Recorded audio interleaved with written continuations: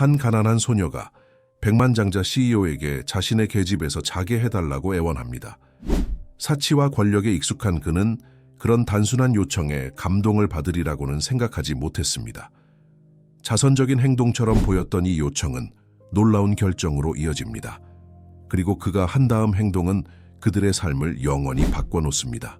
이 이야기가 흥미로우셨다면 저희 채널을 구독해 주시고 어느 도시에서 시청하고 계신지 알려주시면 계속 이어나갈 수 있도록 하겠습니다. 11월에 차갑고 비 내리는 밤, 중년의 강력한 부자 남성 김민호는 또 다른 100만 원대 사업일을 마치고 자신의 대저택으로 돌아오고 있었다.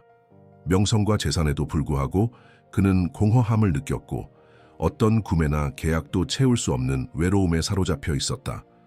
서울 강남의 초호화 단독주택 단지에 위치한 그의 집은 차가운 대리석과 유리로 이루어진 현대적인 건축물이었다.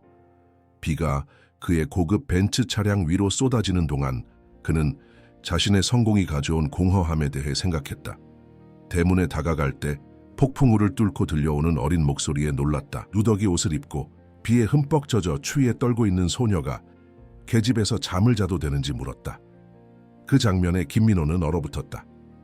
아이의 눈에서 그는 수십 년 전 자신도 거리에서 잠을 잘 때 가졌던 것과 같은 절박한 존엄성을 보았다. 아저씨 제발요, 딱 하룻밤만이에요. 걔한테 방해 안 할게요. 소녀가 떨리는 목소리로 말했다. 김민호는 그녀를 자세히 보았다. 그녀는 약 10살쯤 되어 보였고 검은 머리카락은 비에 젖어 얼굴에 달라붙어 있었다. 그녀의 작은 몸은 추위에 떨고 있었지만 그녀의 눈은 결단력으로 빛났다. 계집이 아니라 안으로 들어오는 게 어떻겠니? 그는 조심스럽게 제안했다. 소녀는 경계하는 눈빛으로 그를 바라보았다. 정말요? 그래. 비를 피하고 따뜻해질 수 있어. 이름이 뭐니? 박지은이에요. 소녀가 대답했다.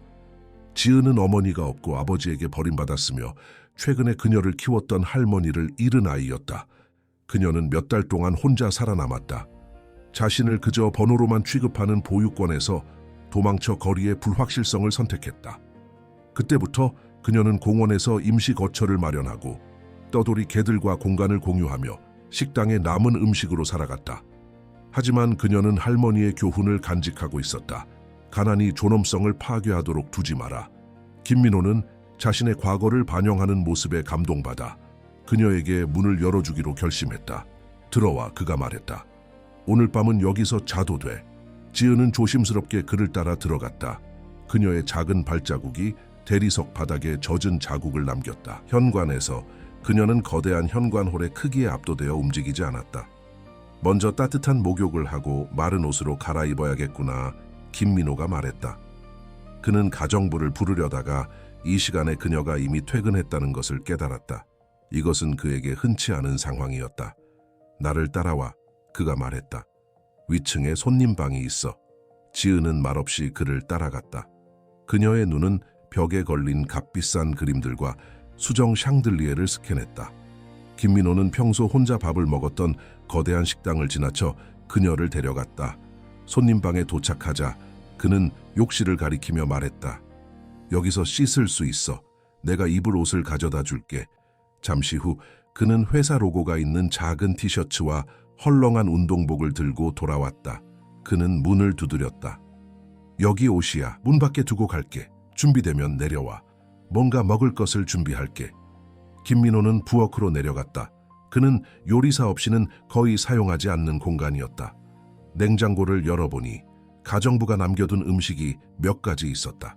그는 국을 두고 쌀을 전자레인지에 돌렸다. 이것은 그가 몇 년 만에 처음으로 다른 사람을 위해 한 일이었다. 얼마 후 지은이 계단을 내려왔다. 그녀의 젖은 옷은 사라졌고 이제 그의 회사 로고가 있는 큰 티셔츠를 입고 있었다. 그녀의 머리카락은 여전히 젖어 있었지만 이제 깨끗했다. 그녀의 얼굴은 씻겨서 그는 처음으로 그녀의 피부 아래에 있는 멍과 상처들을 볼 수 있었다. 배고프니? 그가 물었다. 지은은 고개를 끄덕였다. 그녀는 탁자에 앉아 그가 음식을 내놓는 것을 지켜보았다. 그녀의 눈은 잠시도 그에게서 떨어지지 않았다. 많이 먹어, 그가 말했다. 충분히 있어. 지은은 그의 말이 끝나기도 전에 음식을 급하게 먹기 시작했다. 그녀는 마치 누군가가 그것을 빼앗아 갈 것처럼 먹었다. 김민호는 말없이 지켜보았다. 그는 몇 년 전 자신도 그렇게 먹었던 기억이 났다. 천천히 먹어도 돼. 그가 부드럽게 말했다. 아무도 가져가지 않을 거야. 지은은 잠시 멈추고 그를 쳐다보았다. 죄송해요. 사과할 필요 없어. 단지 서두를 필요가 없어. 그들은 잠시 침묵 속에서 먹었다. 그때 그녀가 물었다. 여기 혼자 사세요? 김민호는 고개를 끄덕였다. 그래. 가족은요? 없어. 왜요? 그냥 그렇게 됐어. 그는 화제를 바꾸고 싶었다. 할머니에 대해 얘기해 줄래? 지은의 얼굴이 밝아졌다. 할머니는 최고였어요. 제게 이야기를 많이 들려주셨고 학교 숙제도 도와주셨어요.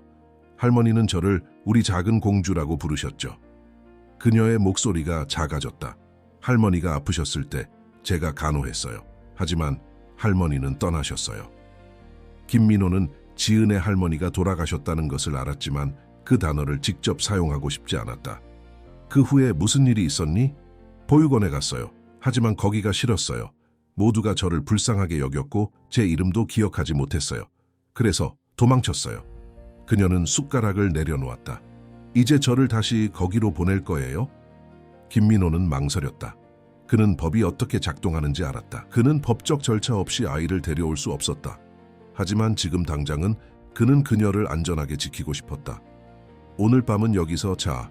내일 우리가 할 수 있는 일을 알아볼게. 지은의 얼굴에 안도감이 스쳤다. 정말 감사합니다, 아저씨. 김민호라고 해. 김민호 아저씨. 그녀가 반복했다. 식사 후 김민호는 지은을 손님방으로 데려갔다. 그는 침대를 가리키며 말했다. 여기서 자도 돼. 필요한 게 있으면 나를 불러. 지은은 침대에 앉았다. 그것은 그녀가 기억하는 어떤 침대보다 크고 부드러웠다. 정말 여기서 자도 돼요? 그래, 그가 미소 지었다. 잘 자, 지은아. 잘 자요, 김민호 아저씨. 김민호는 방을 나가 문을 닫았다. 그는 자신의 사무실로 들어가 책상에 앉았다. 그의 마음은 혼란스러웠다. 그는 법적 과정에 대해 알았다. 그는 내일 아이 복지 서비스에 연락해야 할 것이다. 하지만 그는 또한 시스템이 얼마나 차갑고 무관심할 수 있는지 알았다. 그날 밤 김민호는 거의 잠을 이루지 못했다. 그는 수십 년 동안 기억하지 못했던 자신의 과거에 대해 생각했다. 자신이 고아였던 시절, 그를 입양한 노부부, 그리고 그들이 그에게 준 두 번째 기회에 대해. 그는 자신의 성공을 쌓기 위해 얼마나 열심히 일했는지, 그리고 그 과정에서 무엇을 잃었는지 생각했다. 새벽에 그는 부엌에서 소리가 나는 것을 들었다. 아래층으로 내려가니 지은이 주방 의자에 서서 찬장을 뒤지고 있었다. 뭐 하고 있니? 그가 물었다. 지은은 깜짝 놀라 거의 의자에서 떨어질 뻔했다. 죄송해요. 배가 고파서요. 아무것도 훔치지 않았어요. 맹세해요. 김민호는 웃었다. 괜찮아. 배고프면 먹어도 돼. 이건 내 집이야. 지은은 눈을 크게 떴다. 제 집이요? 적어도 지금은. 그가 말했다. 자, 내가 아침을 만들어줄게. 지은은 의자에서 내려왔다. 정말요? 아저씨가 요리할 줄 알아요? 아니. 그가 인정했다. 하지만 시도는 할 수 있잖아. 지은은 웃었다. 그것은 김민호가 오랫동안 들어보지 못한 순수한 아이의 웃음이었다. 그리고 그 순간 그는 결정을 내렸다. 어떻게든 그는 이 아이가 다시 웃을 수 있도록 도울 것이다. 어떻게든 그는 그녀에게 집을 제공할 것이다. 김민호는 펜을 꺼내고 냉장고에서 계란을 가져왔다. 계란 프라이는 어때? 그건 내가 할 수 있어. 할머니가 계란을 좋아하셨어요. 지은이 말했다. 저도 계란 좋아해요. 김민호가 요리를 하는 동안 지은은 테이블에 앉아 그를 지켜보았다. 그녀의 눈에는 아직 경계심이 있었지만 어제보다 덜했다. 학교는 어때? 그가 물었다. 할머니가 아프시기 전까지는 좋았어요. 그 후로는 안 갔어요. 학교가 그리워. 지은은 고개를 끄덕였다. 수학이 좋았어요. 그리고 책 읽는 것도요. 그럼 다시 학교에 가고 싶니? 갈 수 있을까요? 그녀의 목소리에는 희망이 담겨 있었다. 노력해볼게. 김민호가 약속했다. 아침을 먹은 후 김민호는 자신의 변호사에게 전화했다. 그는 상황을 설명하고 조언을 구했다. 변호사는 법적 입양 절차가 복잡하고 시간이 많이 걸릴 수 있다고 경고했다. 특히 그가 미혼이고 지은이 공식적으로 보육 시스템에 있었기 때문이었다. 하지만 불가능한 것은 아니죠. 김민호가 물었다. 아니요, 불가능하지는 않습니다. 하지만 쉽지 않을 겁니다.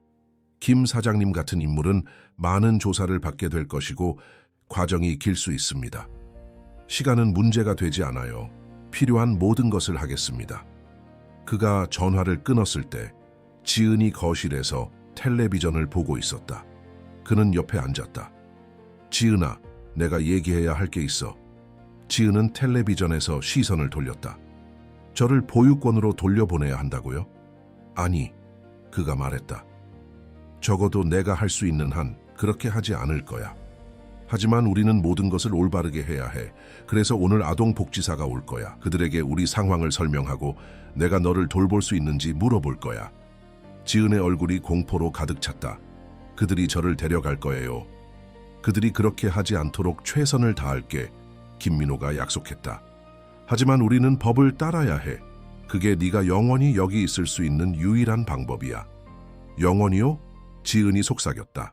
김민호는 미소 지었다. 그게 네가 원한다면. 지은은 잠시 생각했다.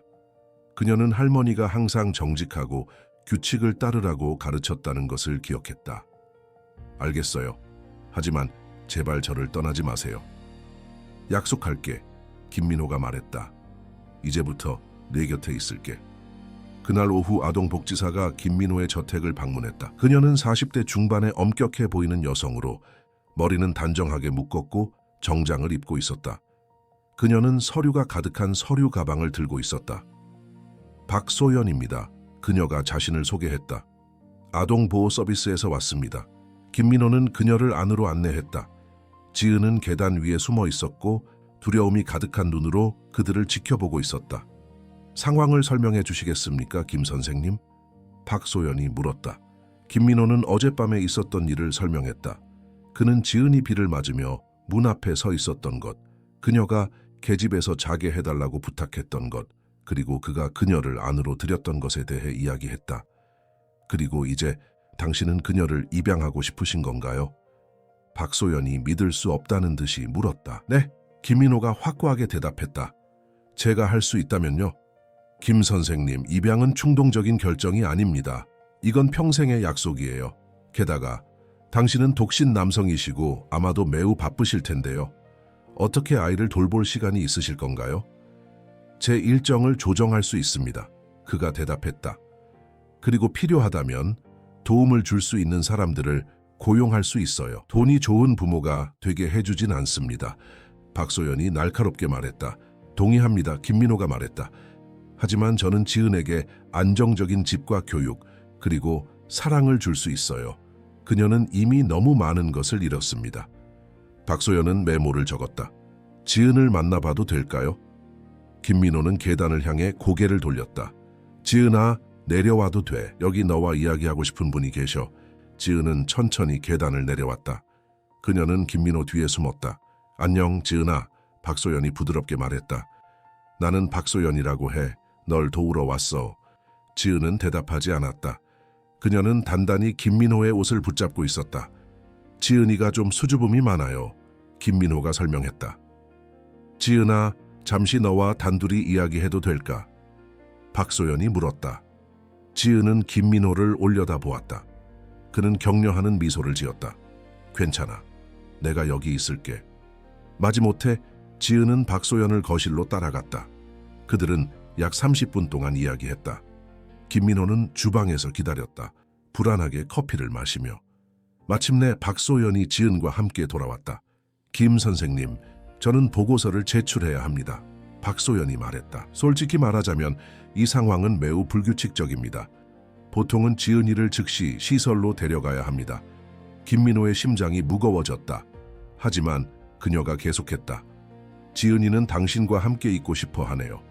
그리고 그녀가 당신을 신뢰하는 것 같아요. 그건 중요한 일이죠. 그럼 어떻게 되는 건가요?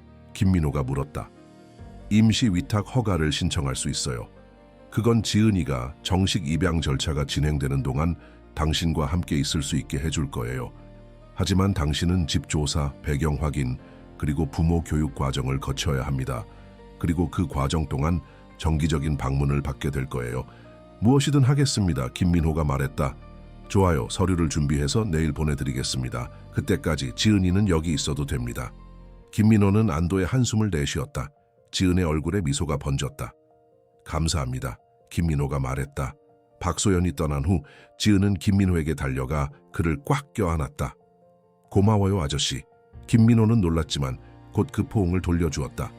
네가 여기 있을 수 있어서 기뻐. 다음 며칠 동안 김민호와 지은은 새로운 일상을 확립했다. 김민호는 몇 번의 중요한 회의를 취소하고 대신 지은과 시간을 보냈다. 그들은 함께 쇼핑을 갔고 지은에게 새 옷과 책, 그리고 그녀가 원하는 장난감을 샀다. 지은은 처음에는 그가 그녀에게 무언가를 사주려고 할 때마다 거부했지만 점차 그의 진심 어린 관대함을 받아들이기 시작했다. 김민호는 또한 지은을 위한 방을 꾸미기 시작했다. 그는 벽을 밝은 파스텔색으로 칠하고 편안한 침대와 책상, 그리고 많은 책들이 있는 책장을 놓았다. 그는 자신이 어린 소녀의 방을 어떻게 꾸며야 하는지 확실히 몰랐지만 최선을 다했다. 어때? 그가 지은에게 물었다. 마음에 들어? 지은은 방 주위를 둘러보았다. 그녀의 눈은 기쁨으로 빛났다. 정말 제 방인가요? 진짜로요? 물론이지. 그가 웃었다. 마음에 안 드는 게 있으면 말해. 바꿀 수 있어. 지은은 침대에 앉았다. 그 부드러움을 느끼며 완벽해요. 감사합니다, 아저씨. 그 주말에 김민호는 지은을 학교에 등록시키기 위한 절차를 시작했다. 그것은 생각했던 것보다 더 복잡한 일이었다. 지은은 거의 1년 동안 학교에 가지 않았고 그녀의 기록은 불완전했다. 하지만 김민호는 포기하지 않았다. 그는 필요한 모든 서류를 모았고 학교 관리자들과 만났으며 심지어 지은이 따라잡을 수 있도록 개인 교사까지 고용했다.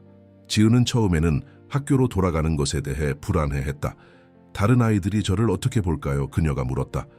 그들은 제가 이상하다고 생각할 거예요. 넌 이상하지 않아. 김민호가 확신시켰다. 넌 놀랍고 용감한 소녀야. 그리고 다른 아이들이 그걸 알게 될 거야. 그러는 동안 김민호의 사업 동료들은 그의 갑작스러운 우선순위 변화에 대해 걱정하기 시작했다. 그의 비서는 계속해서 미팅을 다시 잡아야 했고 중요한 클라이언트들은 그의 부재에 대해 불만을 표현하기 시작했다. 어느 날 그의 사업 파트너인 정도현이 그의 집을 방문했다. 무슨 일이 있는 거야, 민호야? 도현이 물었다. 넌 지난 2주 동안 거의 사무실에 나타나지 않았어. 약간의 개인적인 일이 있었어. 김민호가 설명했다. 바로 그때 지은이 거실로 들어왔다. 그녀는 도현을 보고 멈췄다. 안녕. 도현이 말했다. 혼란스러운 표정으로. 도현아, 이쪽은 지은이야. 김민호가 소개했다. 내가 돌보고 있는 아이야. 돌보고 있다고? 도현이 되물었다. 무슨 뜻이야? 김민호는 한숨을 쉬었다. 앉아. 설명할게. 그는 도현에게 모든 것을 설명했다. 지은이 어떻게 그의 문 앞에 나타났는지, 그가 어떻게 그녀를 입양하기 위한 절차를 시작했는지. 도현은 믿을 수 없다는 표정으로 들었다. 넌 미쳤어. 도현이 마침내 말했다. 넌 아이에 대해 아무것도 몰라. 게다가 회사는 네가 필요해. 우리는 진행 중인 3개의 주요 거래가 있어. 넌 지금 자선 사업을 할 시간이 없어. 이건 자선 사업이 아니야. 김민호가 날카롭게 대답했다. 이건 내 삶에 관한 거야. 그리고 지은은 내 삶의 일부가 될 거야. 도현은 고개를 저었다. 난 이해 못하겠어. 항상 일이 최우선이었잖아. 이제 갑자기 넌 아빠 놀이를 하고 있어? 사람들은 변해. 김민호가 말했다. 이 사회가 이것에 대해 뭐라고 할지 생각해봤어? 도현이 물었다. 그들은 네가 집중력을 잃었다고 생각할 거야. 그리고 그들이 틀렸다고 할 수 있을까? 김민호는 친구를 똑바로 쳐다보았다. 나는 여전히 CEO야. 내가 필요할 때 거기 있을 거야. 하지만 지은도 나를 필요로 해. 그리고 지금은 그녀가 우선이야. 도현은 일어섰다. 난 너의 행복을 빌어, 정말로. 하지만 네가 무엇을 하고 있는지 생각해봐. 너는 거대한 회사를 운영하고 있어. 너는 수천 명의 직원들에 대한 책임이 있어. 그걸 다 날려버릴 거야? 내가 그런 말 한 적 있어? 김민호가 반문했다. 난 계속해서 회사를 운영할 거야. 단지 다른 방식으로. 도현은 한숨을 쉬었다. 일주일 안에 사무실로 돌아와. 그렇지 않으면 이사회에 보고해야 할 거야. 도현이 떠난 후 김민호는 깊은 생각에 잠겼다. 그는 자신의 회사를 세우기 위해 평생을 바쳤다.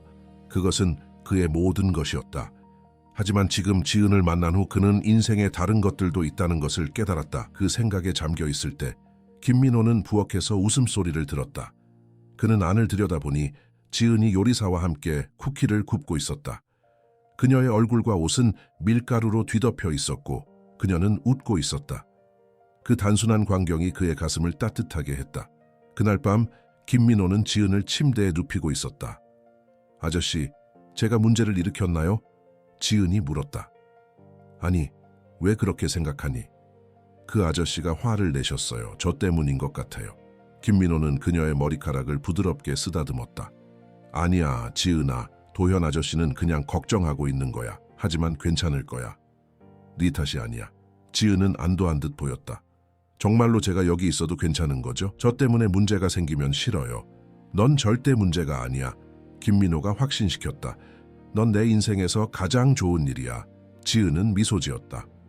아저씨도 제 인생에서 가장 좋은 일이에요. 할머니 다음으로요. 김민호는 웃었다. 그건 공정해. 할머니는 특별한 분이셨을 거야. 할머니가 아저씨를 좋아하셨을 거예요. 지은이 말했다. 나도 그러길 바라. 김민호가 대답했다. 지은이 잠든 후 김민호는 자신의 사무실로 갔다.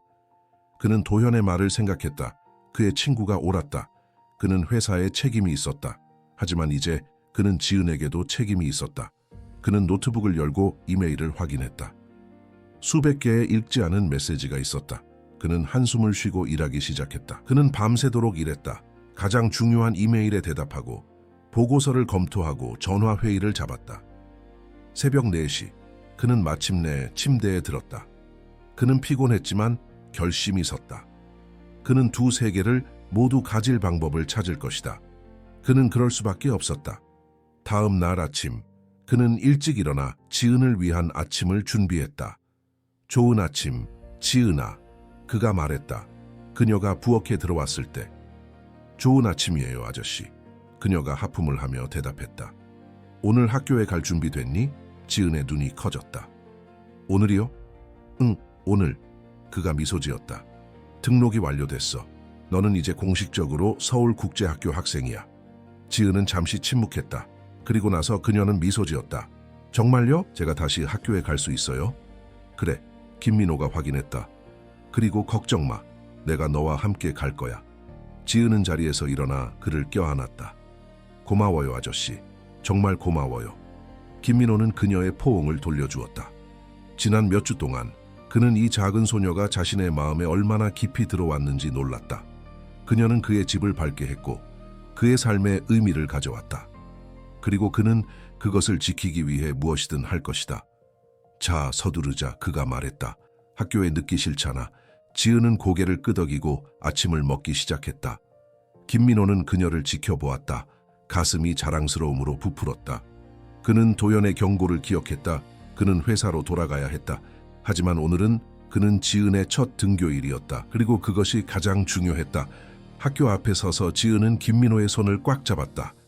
서울국제학교는 강남에 위치한 명문 사립학교로 현대적인 건물과 넓은 운동장을 갖추고 있었다. 교복을 입은 아이들이 문으로 들어가고 있었고 그들의 부모들은 작별 인사를 하고 있었다. 무서워요. 지은이 속삭였다. 김민호는 그녀의 높이에 맞춰 무릎을 꿇었다. 괜찮아. 네가 할 수 있다는 걸 알아. 넌 정말 용감하고 똑똑한 아이야. 만약 다른 아이들이 저를 좋아하지 않으면 어떡해요? 그들은 너를 좋아할 거야. 그가 확신시켰다. 그리고 설령 첫날이 어렵더라도 괜찮아. 새로운 것을 시작하는 건 항상 어려워. 하지만 나는 네가 잘할 거라고 믿어. 지은은 깊게 숨을 들이쉬고 고개를 끄덕였다. 알겠어요. 해볼게요. 그래, 그거야. 김민호가 미소 지었다. 방과 후에 너를 데리러 올게. 그리고 오늘 어땠는지 모두 듣고 싶어. 그들은 함께 학교로 들어갔다. 교장 선생님이 사무실에서 그들을 맞이했다. 김 선생님, 박지은 양 환영합니다. 교장 선생님이 말했다. 지은 양을 우리 학교에서 뵙게 되어 기쁩니다. 지은은 공손하게 인사했다. 안녕하세요, 교장 선생님. 자, 네, 담임 선생님을 만나보자. 교장 선생님이 말했다. 이혜진 선생님은 4학년 담임이시고 아주 친절하신 분이야. 김민호는 지은의 손을 한 번 더 꼭 잡아주었다. 잘 할 거야. 오후에 보자. 지은은 고개를 끄덕이고 교장 선생님을 따라갔다. 김민호는 그녀가 복도를 따라 걸어가는 것을 지켜보았다. 그녀의 작은 어깨가 긴장으로 꼿꼿했다. 그는 그녀를 위해 기도했다. 첫날이 잘 지나가길 바라며. 그는 학교를 떠나 자신의 회사로 향했다. KM그룹의 본사는 서울 강남의 고층 빌딩에 위치해 있었다. 그가 로비에 들어서자 모든 사람이 놀란 듯 그를 바라보았다. 김 사장님, 그의 비서인 윤미래가 그를 맞이했다. 오늘 오실 줄 몰랐어요. 다시 일할 시간이야, 미래 씨. 그가 말했다. 무슨 일이 있었는지 알려줘. 그들은 엘리베이터를 타고 최상층으로 올라갔다. 그의 사무실로 가는 길에 김민호는 직원들의 놀란 표정을 알아차렸다. 그는 2주 이상 사무실에 나타나지 않았다. 사장님을 위한 긴급 회의가 있습니다. 미래가 말했다. 그녀의 태블릿을 확인하며. 이사들이 오전 10시에 회의실에서 기다리고 있을 거예요. 고마워, 김민호가 말했다. 내 사무실에서 준비할 시간이 필요해. 그의 사무실에 들어서자 김민호는 책상 위에 쌓인 서류들을 보았다. 그는 한숨을 쉬고 자리에 앉았다. 그는 도현이 옳다는 것을 알았다. 그는 이 회사에 책임이 있었다. 수천 명의 직원들이 그의 결정에 의존하고 있었다. 하지만 이제 그는 지은에게도 책임이 있었다. 그는 자신의 지갑에서 사진을 꺼냈다. 그것은 지은의 사진이었다. 그녀가 새 방에서 웃고 있는 모습. 그는 사진을 책상 위에 올려놓고 일을 시작했다. 오전 10시 그는 회의실로 갔다. 이사회 멤버들이 그를 기다리고 있었다. 김 사장님, 이사회 의장인 박재석이 말했다. 마침내 우리와 함께 하시는군요. 죄송합니다. 개인적인 일이 있었습니다. 김민호가 말했다. 우리 모두 들었습니다. 다른 이사가 말했다. 당신이 갑자기 아이를 입양하고 있다고요. 김민호는 똑바로 섰다. 네, 그렇습니다. 저는 10살 소녀를 입양하는 과정에 있습니다. 그녀의 이름은 박지은입니다. 방 안에 침묵이 흘렀다. 이게 회사에 어떤 영향을 미칠지 생각해 보셨습니까? 박재석이 물었다. 물론입니다. 김민호가 대답했다. 저는 지은을 돌보면서도 제 의무를 다할 수 있다고 확신합니다. 하지만 당신은 이미 그러지 못했습니다. 다른 이사가 지적했다. 당신은 2주 동안 자리를 비웠고 중요한 미팅을 놓쳤으며 우리의 가장 큰 클라이언트 중 일부를 화나게 했습니다. 김민호는 고개를 끄덕였다. 그리고 그것에 대해 사과드립니다. 저는 예상치 못한 상황에 적응하고 있었습니다. 하지만 이제 저는 균형을 찾았습니다. 오늘부터 저는 다시 완전히 참여할 것입니다. 이사들은 의심스러운 눈빛을 교환했다. 어떻게 그럴 수 있습니까? 박재석이 물었다. 당신은 이제 한 아이에 대한 책임이 있습니다. 그건 전일제 직업입니다. 맞습니다. 김민호가 동의했다. 그리고 저는 도움을 받고 있습니다. 저는 지은을 돕기 위해 가정교사와 돌보미를 고용했습니다. 하지만 저는 여전히 그녀의 삶에 적극적으로 참여할 것입니다. 그리고 그것이 당신의 업무 성과에 영향을 미치지 않을 거라고 생각하십니까? 한 이사가 의심스럽게 물었다. 김민호는 잠시 생각했다. 그는 거짓말하고 싶지 않았다. 그것이 제 업무 방식을 바꿀 것입니다. 그가 인정했다. 저는 더 이상 밤늦게까지 일하거나 주말 내내 사무실에 있지 않을 것입니다. 하지만 저는 제 책임을 다할 것입니다. 실제로 저는 제 우선순위가 더 명확해졌다고 생각합니다. 무슨 뜻입니까? 박재석이 물었다. 10년 동안 우리는 성장과 이익만을 추구해왔습니다. 김민호가 설명했다. 그건 좋은 일이었습니다. 하지만 그 과정에서 우리는 다른 중요한 가치들을 잊었습니다. 가족, 공동체, 균형. 이제 저는 이러한 가치들을 우리 회사의 운영 방식에 통합하고 싶습니다. 이사들은 놀란 표정을 지었다. 당신은 회사의 방향을 바꾸겠다는 말씀이십니까? 한 이사가 물었다. 그렇게 극적이진 않습니다. 김민호가 웃었다. 하지만 저는 우리가 더 균형 잡힌 접근 방식을 취할 수 있다고 생각합니다. 우리 직원들이 더 행복하고 더 충만한 삶을 살 수 있도록 돕는 정책들. 이것이 실제로 우리의 생산성과 창의성을 향상시킬 수 있다고 생각합니다. 방 안에 침묵이 흘렀다. 그리고 나서 놀랍게도 가장 나이 많은 이사인 최영수가 박수를 치기 시작했다. 잘 말씀하셨습니다. 최영수가 말했다. 저는 오랫동안 이것을 말하려고 했습니다. 우리는 너무 이익에만 집중해왔습니다. 저는 김 사장님의 새로운 관점을 환영합니다. 다른 이사들은 여전히 확신이 없어 보였다. 하지만 그들은 더 이상 반대하지 않았다. 좋습니다. 박재석이 마침내 말했다. 당신에게 기회를 드리겠습니다, 김 사장님. 하지만 우리는 결과를 기대합니다. 3개월 후에 다시 평가할 것입니다. 공정합니다. 김민호가 말했다. 감사합니다. 회의가 끝난 후 김민호는 사무실로 돌아왔다. 그는 안도의 한숨을 내쉬었다. 첫 번째 장애물을 넘었다. 하지만 그는 아직 갈 길이 멀다는 것을 알았다.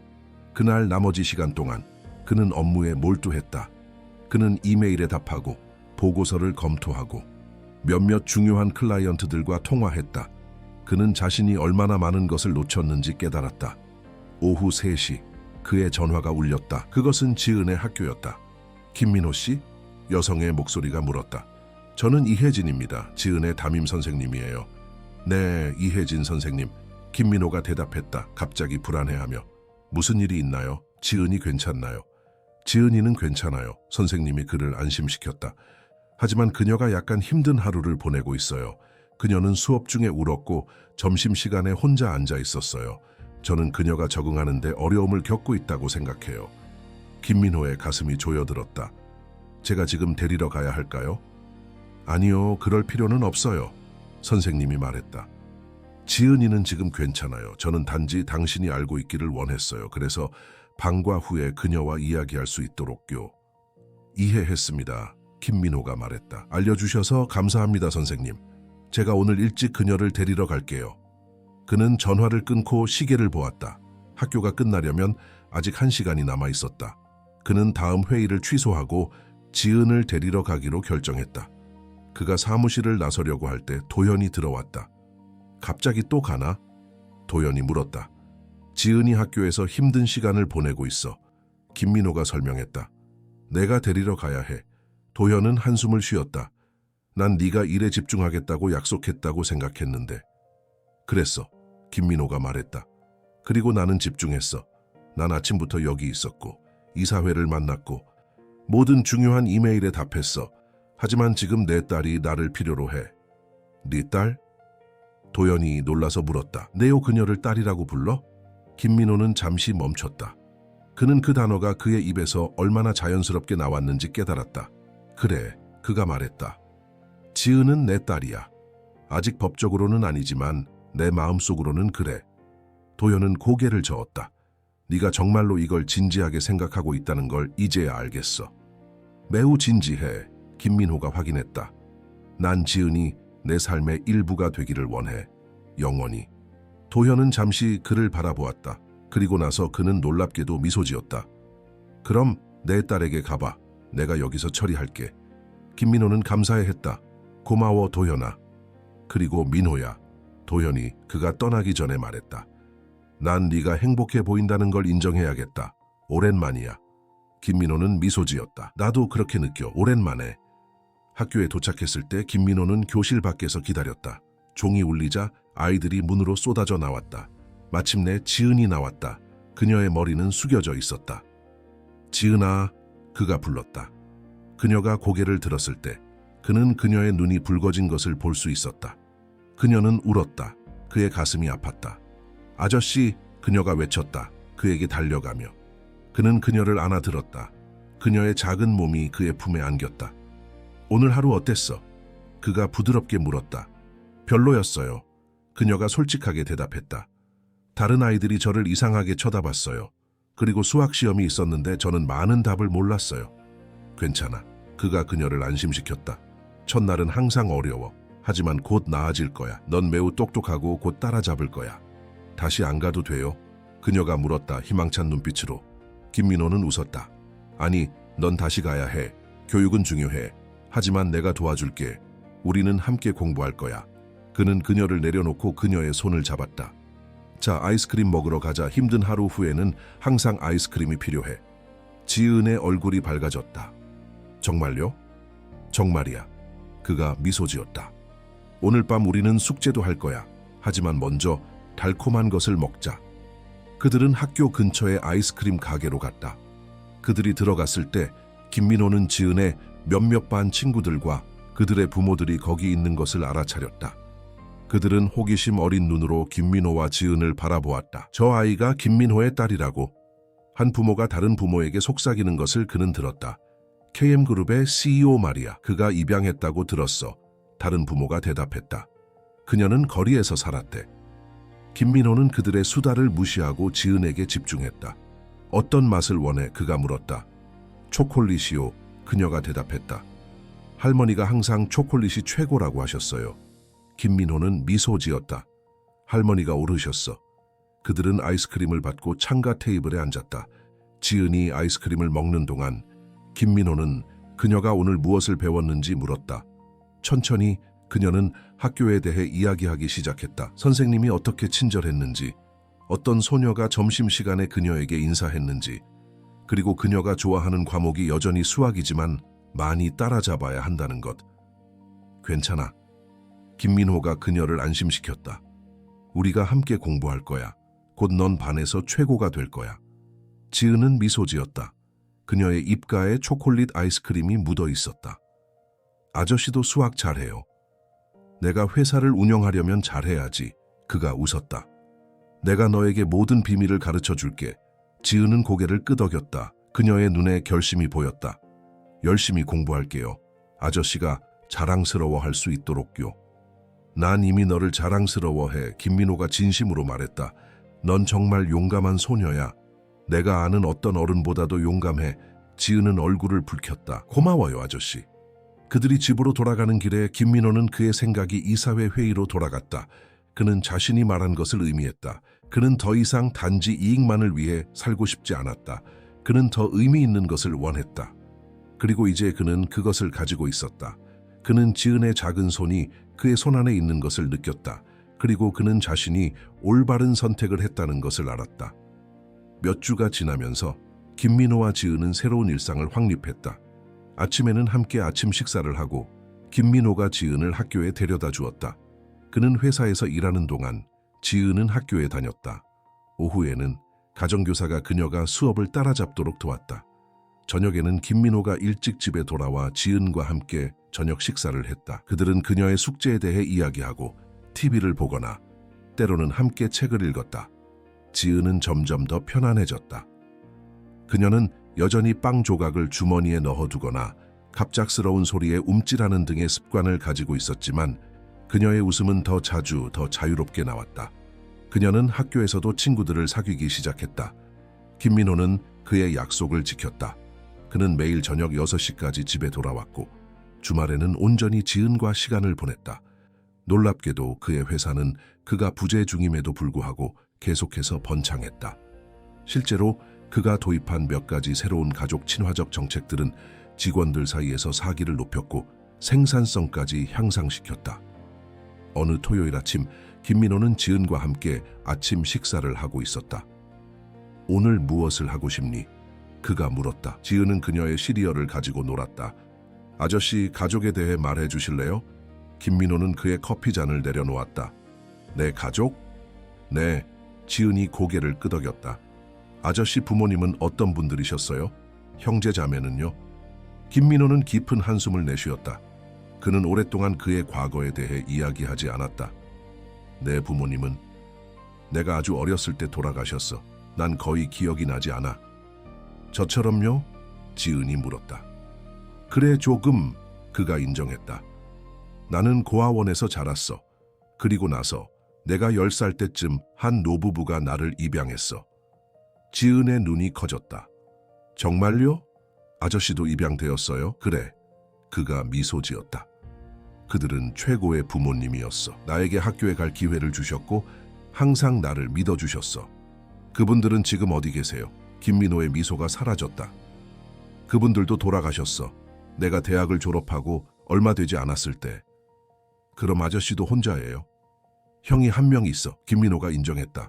같이 입양된 건 아니야. 그는 내 친형이야. 하지만 우리는 오랫동안 연락하지 않았어. 왜요? 지은이 순수하게 물었다. 김민호는 어깨를 으쓱했다. 우리는 다른 길을 택했어. 그는 사업가가 되는 것에 관심이 없었어. 그는 예술가가 되고 싶었지. 우리는 다투었고 그 이후로 대화하지 않았어. 지은은 잠시 생각했다. 그럼 아저씨한테 가족이 없는 거예요? 너 빼고는. 김민호가 미소 지었다.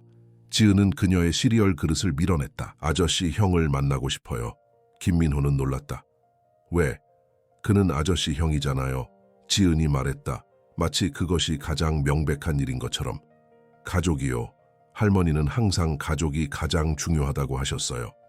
김민호는 불편하게 움직였다. 그건 복잡해, 지은아. 왜요? 그녀가 다시 물었다. 성인들은 때때로 서로에게 상처를 줘. 그리고 그 상처는 오랫동안 남아. 지은은 그를 진지하게 바라보았다. 할머니는 용서하는 것이 중요하다고 하셨어요. 그것이 마음을 가볍게 한대요. 김민호는 웃음을 터뜨렸다. 네, 할머니는 현명한 분이셨구나.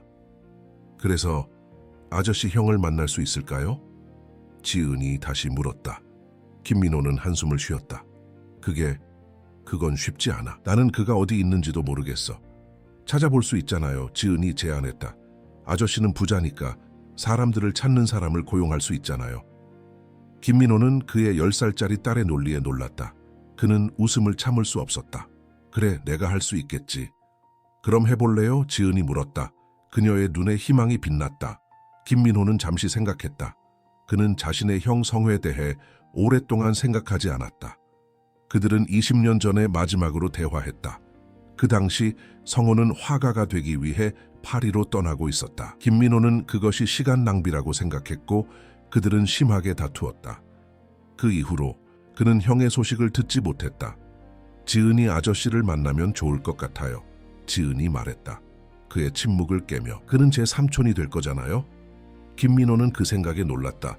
그는 그런 식으로 생각해 본 적이 없었다. 하지만 지은이 옳았다.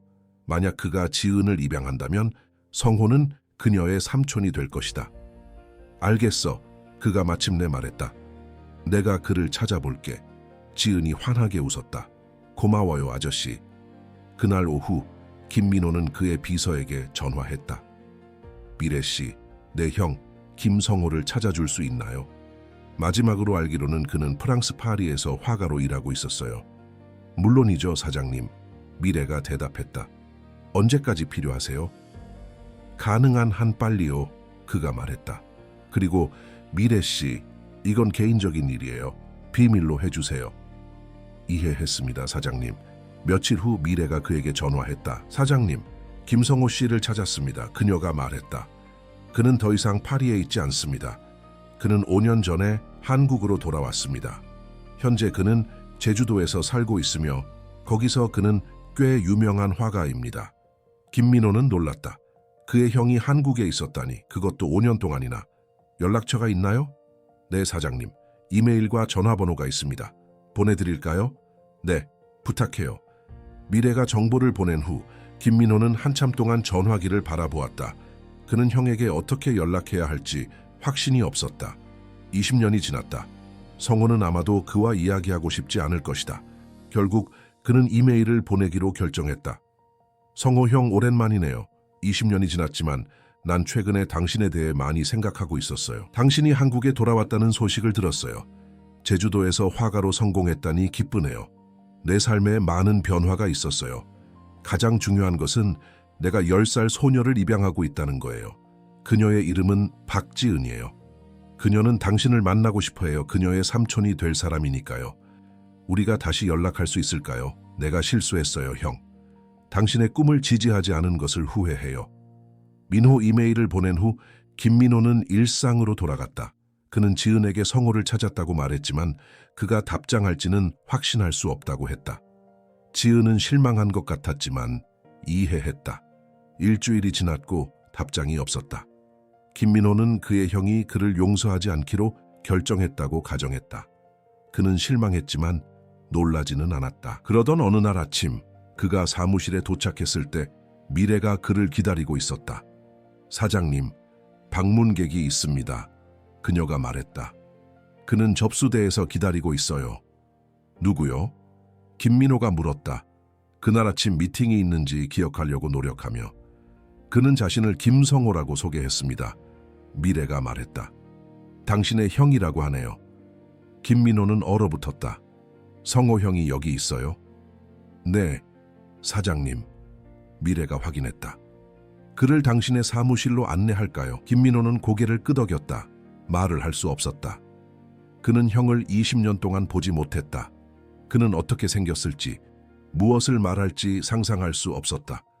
몇 분 후 문이 열리고 미래가 한 남자를 안내했다. 그는 김민호보다 약간 더 키가 크고 더 마른 체격이었다. 그의 머리카락은 희끗희끗했고 그의 얼굴에는 주름이 있었다. 하지만 그의 눈은 여전히 같았다. 날카롭고 지적인 김민호가 기억하는 그 눈. 성호 형, 김민호가 말했다. 자리에서 일어나며. 민호야, 성호가 대답했다. 오랜만이구나. 미래는 조용히 사무실을 나갔고 문을 닫았다. 앉으세요. 김민호가 제안했다. 소파를 가리키며.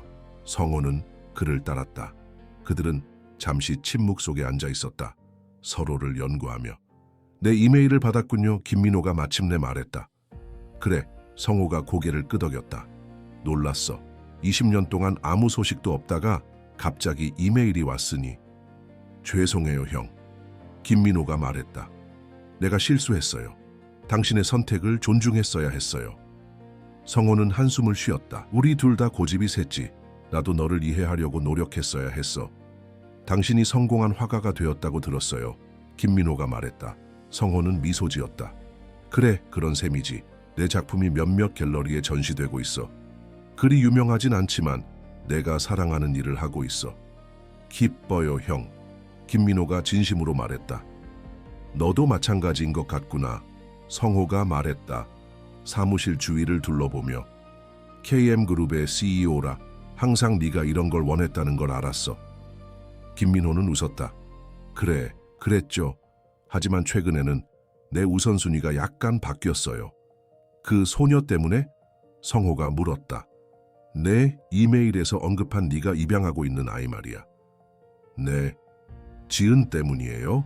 김민호가 확인했다. 그녀는 내 인생을 완전히 바꿔놓았어요. 어떻게 그녀를 만났니? 성호가 물었다.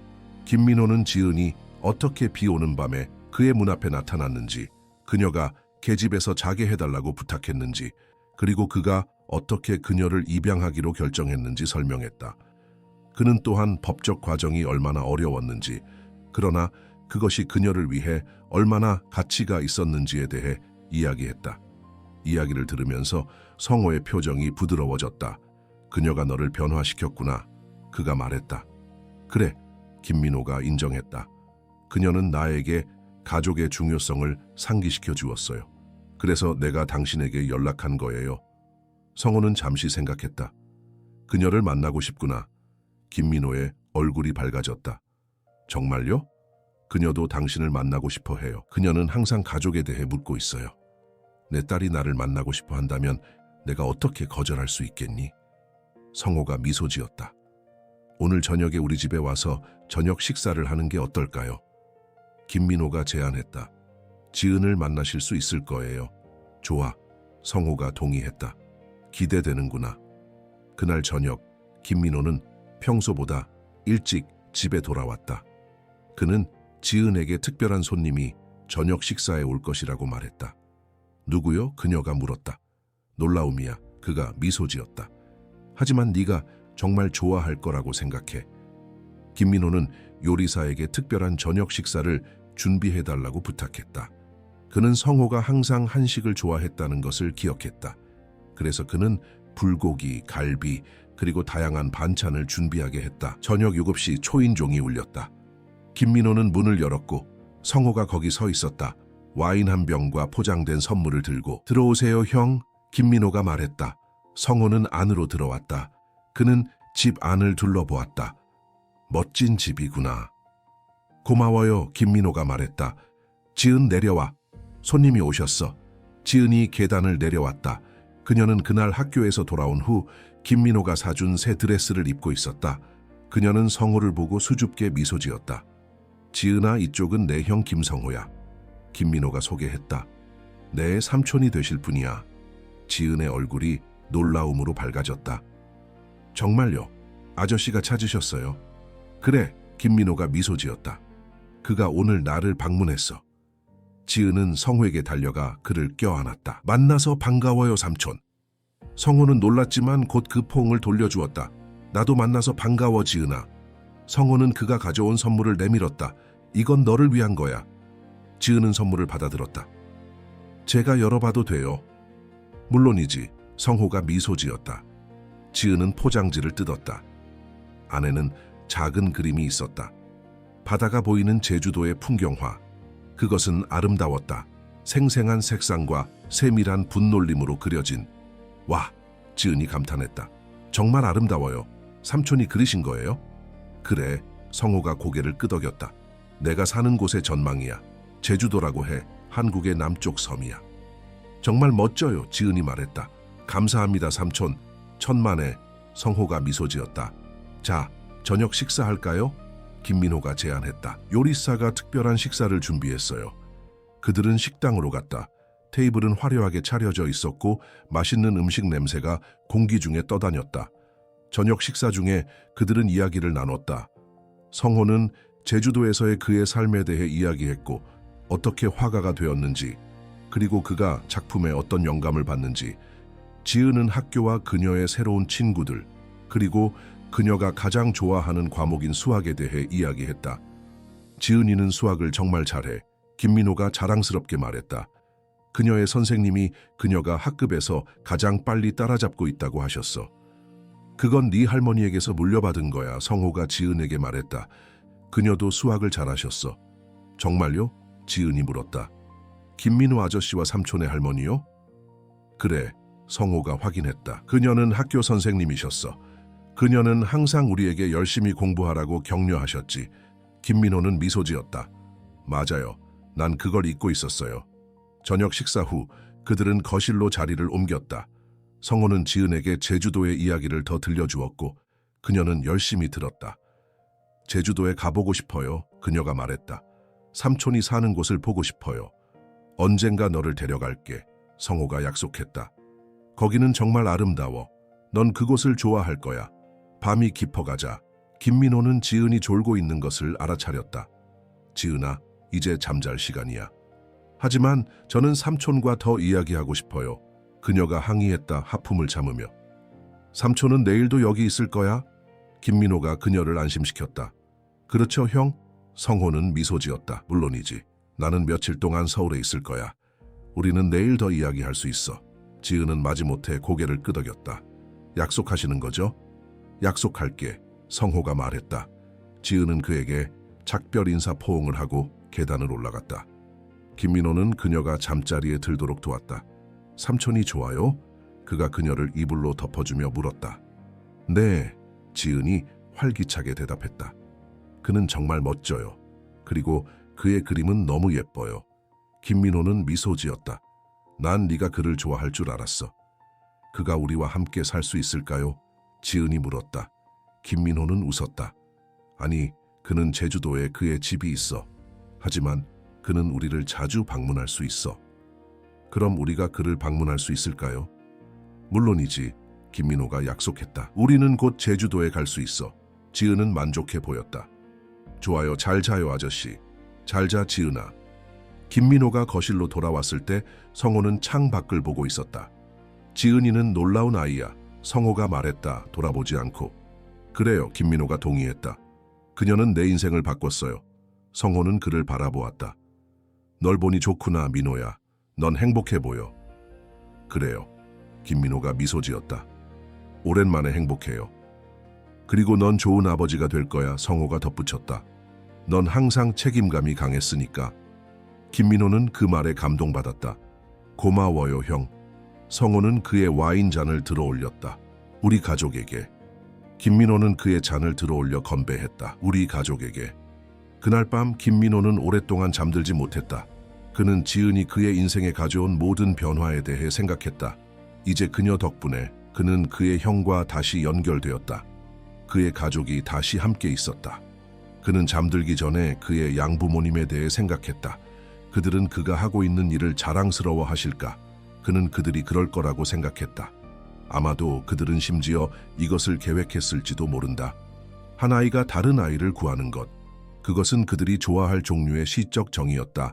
주말 내내 김민호, 지은, 그리고 성호는 함께 시간을 보냈다. 그들은 서울 곳곳을 관광했고 한강공원에서 소풍을 즐겼으며 심지어 놀이공원에도 갔다. 지은은 행복해 보였고 김민호는 그의 형과 다시 연결된 것이 얼마나 좋은지 놀라웠다. 월요일 아침 지은이 학교에 가고 난 후 김민호는 성호를 공항으로 데려다 주었다. 정말 와줘서 고마워요, 형. 김민호가 말했다. 내가 고마워해야지. 성호가 대답했다. 네가 연락해줘서 기뻤어. 그리고 지은이는 정말 특별한 아이야. 그래요. 김민호가 미소 지었다.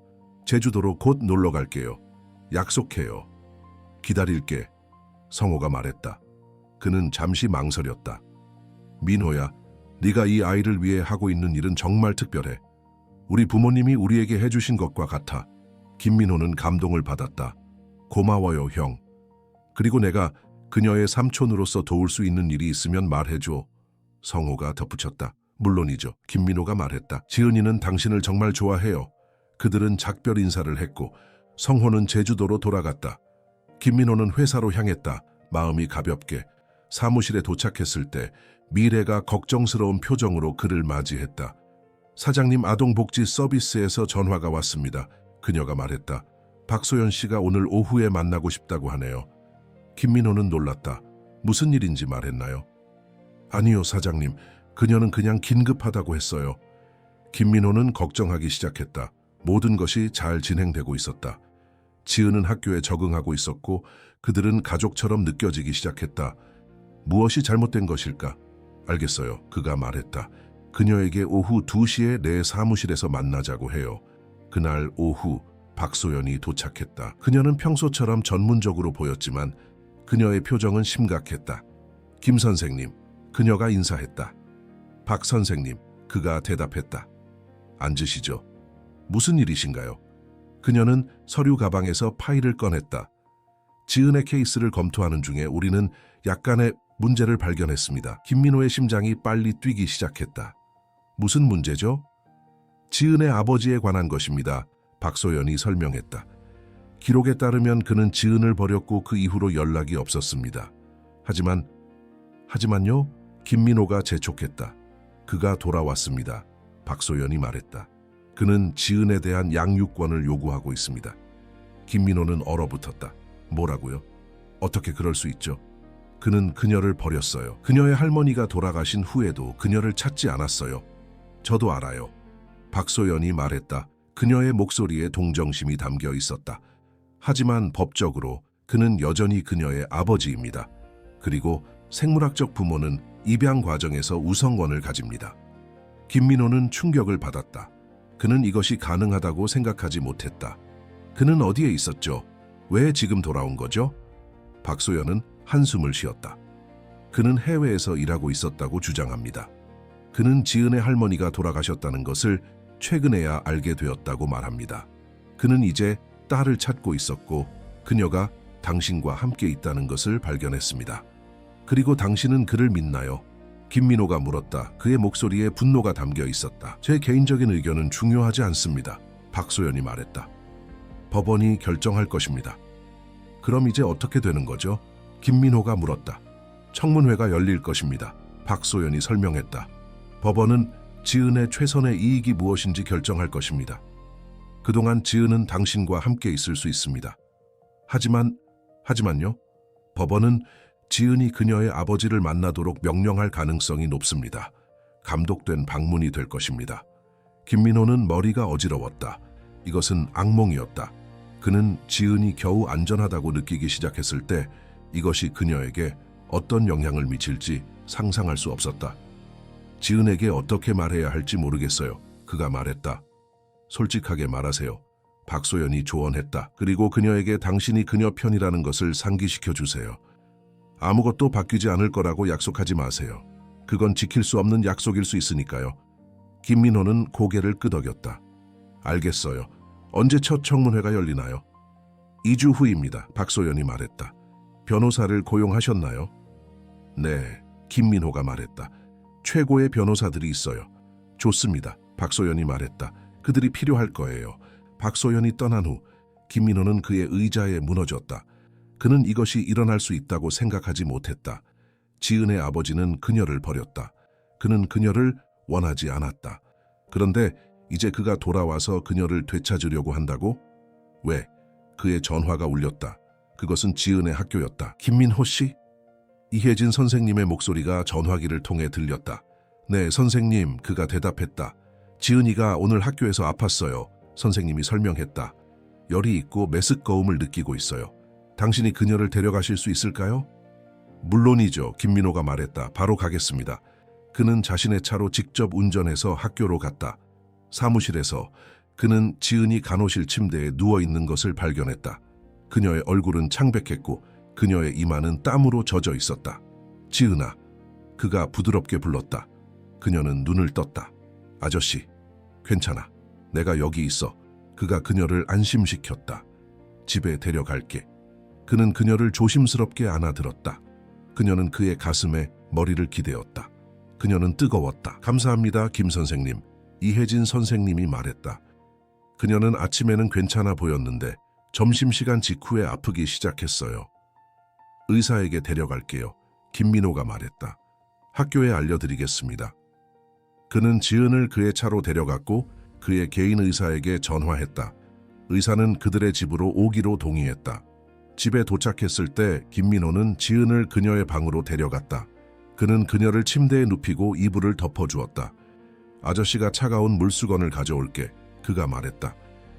의사 선생님이 곧 오실 거야. 지은은 고개를 끄덕였다. 말하기에는 너무 피곤해 보였다. 의사가 도착했을 때 그는 지은을 진찰했다. 그냥 독감 같아요. 의사가 진단했다. 요즘 유행하고 있어요. 그녀는 휴식이 필요하고 수분을 충분히 섭취해야 하고 해열제를 복용해야 해요. 며칠 안에 나아질 거예요. 감사합니다, 의사 선생님. 김민호가 말했다. 의사가 떠난 후 김민호는 지은 곁에 앉았다. 그녀는 잠들어 있었다. 그녀의 호흡은 불규칙했고 이마에는 땀이 맺혀 있었다. 그는 그녀의 임에 차가운 물수건을 올려놓았다. 그는 그녀를 바라보면서 그녀를 잃을 수도 있다는 생각에 가슴이 아팠다. 그는 그것을 허용할 수 없었다. 그는 그녀의 아버지가 누구든 무슨 말을 하든 상관없이 싸울 것이다. 지은은 그의 딸이었다. 혈연으로는 아니지만 마음으로는. 그날 밤 지은이 열이 오르면서 악몽을 꾸기 시작했다. 그녀는 자면서 운걸거렸고 이불 아래에서 몸부림쳤다. 안 돼. 가지 마세요. 할머니. 그녀가 중얼거렸다. 김민호는 그녀를 진정시키려고 노력했다. 그녀의 이마에 차가운 물수건을 다시 올려놓으며 괜찮아, 지은아. 내가 여기 있어. 넌 안전해. 아빠. 그녀가 속삭였다. 여전히 자면서. 김민호는 얼어붙었다. 그녀가 그녀의 생물학적 아버지에 대해 꿈을 꾸고 있는 것일까? 그녀는 그에 대해 거의 이야기하지 않았다. 사실 그녀는 단 한 번도 그를 언급하지 않았다. 아빠, 돌아오지 마세요. 지은이 중얼거렸다. 김민호의 심장이 무거워졌다. 그녀는 그녀의 아버지가 돌아오는 것을 원하지 않았다. 그녀는 그를 두려워했다. 그는 그녀의 손을 잡고 부드럽게 쥐었다. 괜찮아, 지은아. 내가 너를 보호할게. 약속할게. 몇 시간 후 지은의 열이 내리기 시작했다. 그녀는 더 평화롭게 잠들었다. 김민호는 그녀 곁에 앉아 있었다. 그녀의 손을 잡은 채로. 다음 날 아침 지은은 훨씬 더 나아 보였다. 그녀의 얼굴에 약간의 색이 돌아왔고 그녀의 눈은 더 맑아 보였다. 좋은 아침, 지은아. 김민호가 인사했다. 기분이 어때? 더 나아졌어요. 그녀가 말했다. 여전히 약간 약한 목소리로. 목이 아파요. 의사 선생님이 처방해 주신 약이 있어. 그가 말했다. 그리고 내가 너를 위해 죽을 만들었어. 먹을 수 있겠니? 지은은 고개를 끄덕였다. 배고파요. 그는 그녀가 침대에 앉도록 도왔고 그녀 앞에 쟁반을 놓았다. 그녀는 죽을 먹기 시작했다. 천천히 하지만 꾸준히. 오늘 학교에 가야 해요? 그녀가 물었다. 아니, 그가 웃었다. 넌 아직 아파. 오늘은 집에서 쉬어야 해. 지은은 안도한 것 같았다. 아저씨도 집에 있을 거예요? 물론이지. 그가 약속했다. 난 어디에도 가지 않을 거야. 지은은 미소 지었다. 고마워요, 아저씨. 김민호는 그의 비서에게 전화해서 그가 집에서 일할 것이라고 말했다. 그는 또한 그의 변호사에게 전화해서 상황에 대해 설명했다. 지은의 생물학적 아버지에 대해 알아낼 수 있는 모든 것을 알아내 주세요. 그가 지시했다. 그가 왜 돌아왔는지, 그가 무엇을 원하는지 알아야 해요. 알겠습니다, 사장님. 변호사가 말했다. 즉시 시작하겠습니다. 그날 하루 동안 김민호는 지은과 함께 시간을 보냈다. 그들은 영화를 보고 보드게임을 하고 그녀가 졸릴 때는 그냥 휴식을 취했다. 그는 그녀에게 그녀의 아버지에 대해 물어보고 싶었지만 그녀가 아픈 동안은 그렇게 하지 않기로 결정했다. 그것은 기다릴 수 있었다.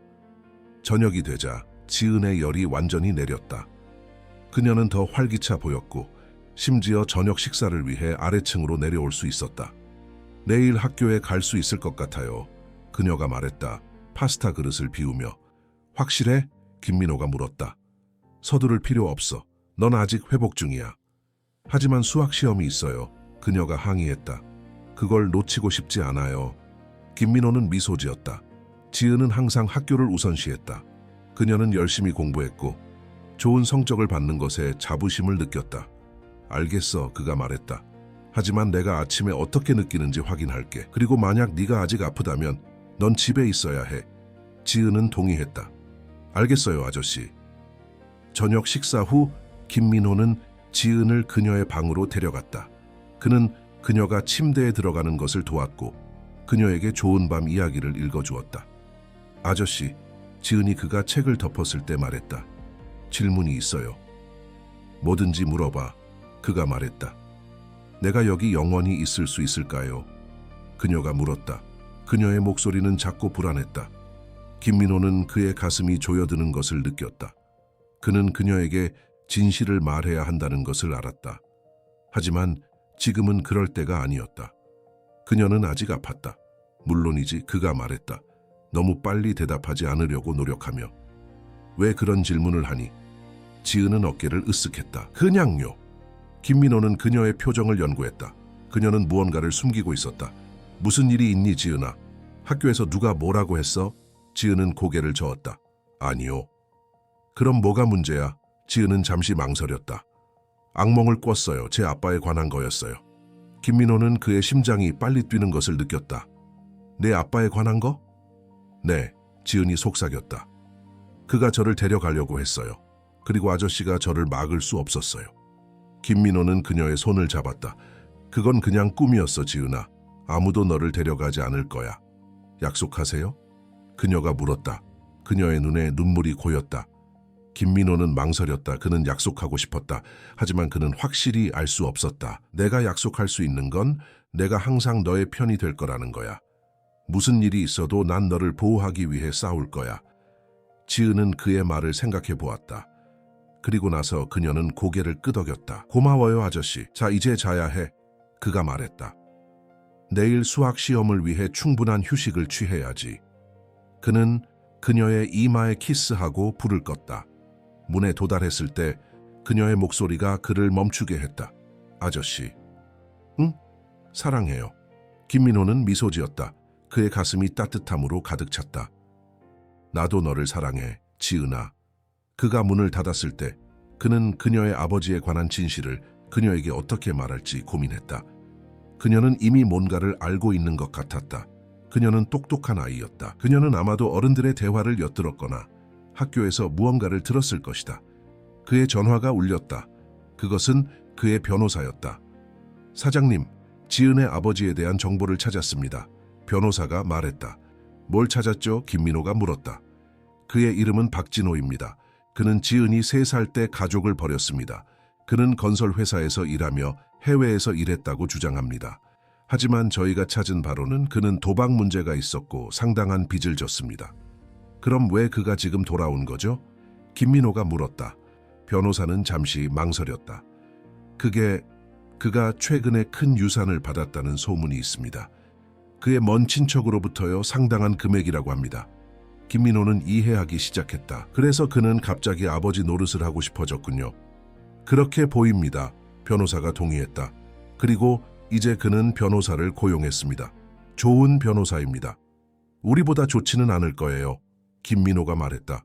그의 목소리에 결단이 서려 있었다. 그가 무슨 게임을 하든 우리는 이길 것입니다.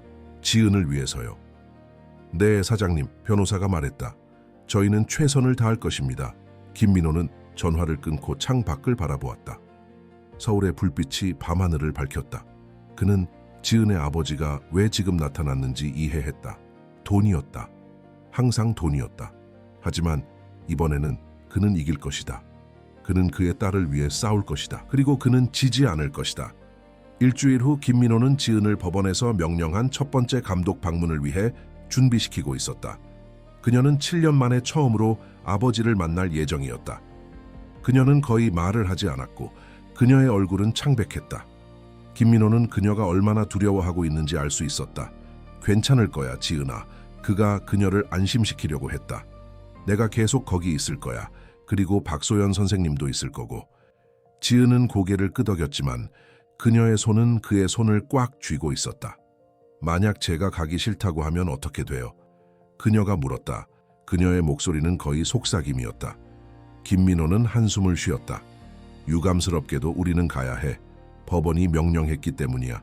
하지만 30분만 있으면 돼. 그 후에는 집에 올 수 있어. 그들은 아동복지 서비스 사무실로 향했다. 그것은 중립적인 만남의 장소로 선택되었다. 그들이 도착했을 때 박소연이 그들을 맞이했다. 안녕하세요, 지은아. 그녀가 부드럽게 인사했다. 오늘 잘 지냈니? 지은은 그녀 뒤로 숨었다. 김민호의 손을 여전히 꽉 쥐고 있었다. 그녀는 조금 긴장하고 있어요. 김민호가 설명했다. 당연하죠. 박소연이 이해했다. 지은아, 이건 그냥 짧은 방문이야. 네가 불편하면 언제든지 말해. 알았지? 지은은 고개를 끄덕였다. 박진호 씨는 이미 여기 계신가요? 김민호가 물었다. 네, 박소연이 확인했다. 그는 회의실에서 기다리고 있어요.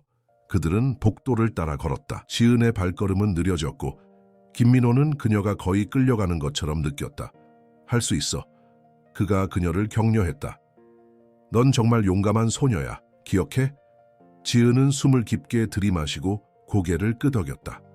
할머니가 항상 용기 있게 행동하라고 하셨어요. 그리고 할머니는 항상 오르셨지. 김민호가 미소 지었다. 그들은 회의실에 도착했다.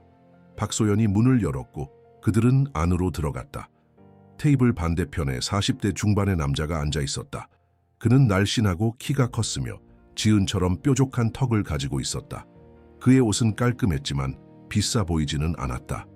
그는 그들이 들어왔을 때 자리에서 일어났다. 지은아, 그가 말했다. 그의 목소리는 감정으로 흔들렸다. 지은은 말을 하지 않았다.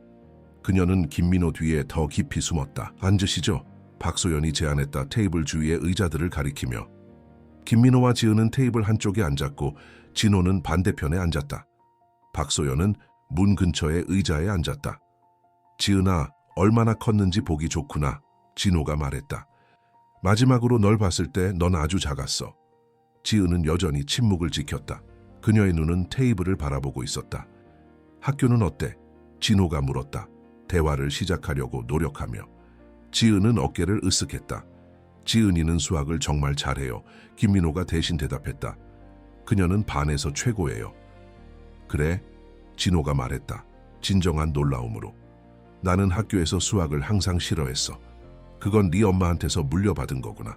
지은의 고개가 번쩍 들렸다. 엄마에 대해 말하지 마세요. 그녀가 갑자기 말했다. 진호는 충격을 받은 것처럼 보였다. 미안해, 지은아. 난 그냥... 당신은 엄마에 대해 말할 권리가 없어요. 지은이 계속했다. 그녀의 작은 목소리는 분노로 떨렸다. 당신은 우리를 버렸어요. 엄마가 아프셨을 때도요. 방 안에 침묵이 내려앉았다. 진호의 얼굴은 창백해졌다. 지은아, 박소연이 부드럽게 말했다. 내 감정을 표현하는 건 괜찮아. 하지만 우리는 모두 서로를 존중해야 해. 괜찮아요. 진호가 말했다. 그녀는 화가 날 권리가 있어요. 난 그녀를 실망시켰어요. 그 이상이에요. 지은이 말했다. 당신은 우리를 버렸어요. 할머니가 저를 돌봐야 했어요.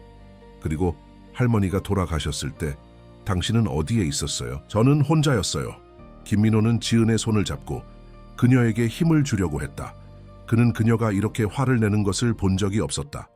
미안해, 지은아. 진호가 말했다. 그의 눈에 눈물이 고였다. 난 끔찍한 아버지였어. 변명의 여지가 없어. 하지만 난 바뀌었어. 난 이제 너를 위해 여기 있어. 왜요?